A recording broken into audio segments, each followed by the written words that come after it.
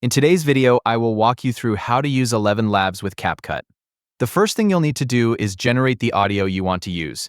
If you already have your script or text prepared, enter it into ElevenLabs. From there, choose the voice style and tone that best matches the type of video you're creating. After you've selected the voice you want to use, generate the audio. Once the generation is complete, listen to it and make sure you're satisfied with the result before moving on to the next step. When you're happy with the audio, download it to your device. Save the file somewhere you'll be able to find easily, since you'll need to import it into your CapCut project shortly. After downloading the audio, switch over to CapCut. If you already have a project ready, open it. If not, create a new project so you have a place to add your audio. With your project open, locate the audio file you downloaded from ElevenLabs.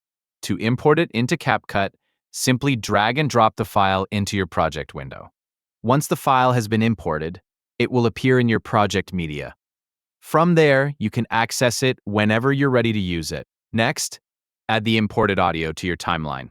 Place it wherever it fits your project. Whether you're adding narration or another type of generated audio, simply position it where you want it to begin. If necessary, adjust its position on the timeline until it lines up with your video exactly the way you want. Since the audio is already inside your project, you can move it around freely until everything is synchronized.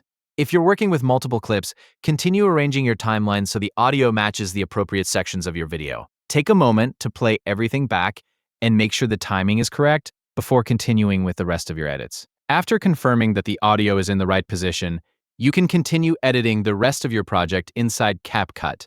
Your ElevenLabs audio will remain available in your project media whenever you need to reuse it or place it elsewhere on the timeline.